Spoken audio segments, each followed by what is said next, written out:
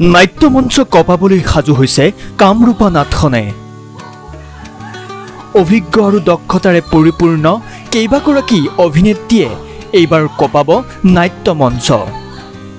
ঢকুৱাখনাত কামৰূপা নাট অনুশীলন অব্যাহত আছে। ইয়াৰ বাবে এইদৰে দুৰন্ত গতিত অনুশীলন তুংগ কৰি তুলিছে এইসকল অভিনেত্ৰীয়ে।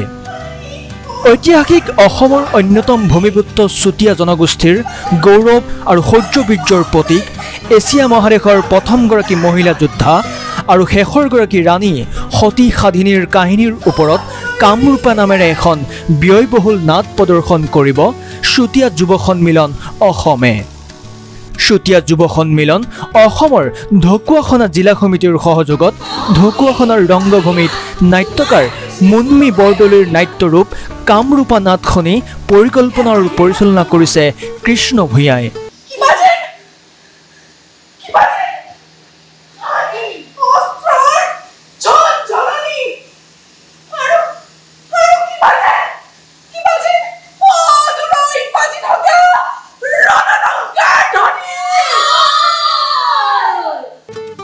এই নাটখনি অহা 4 জুলাই তাৰিখে শ্ৰীমন্ত শংকৰদেৱ কলাক্ষেত্ৰত CYS-ৰ 29 সংখ্যক কেন্দ্ৰীয় ত্ৰিবাৰ্ষিক অধিৱেশনৰ লগত সংগতি ৰাখি 501 সংখ্যক বীৰাংগনা সাধিনীৰ মৃত্যু দিৱসৰ উপলক্ষে প্ৰদৰ্শন কৰিব বুলি জনাইছে জিলাৰ সভাপতি দিগন্ত চুতীয়াই।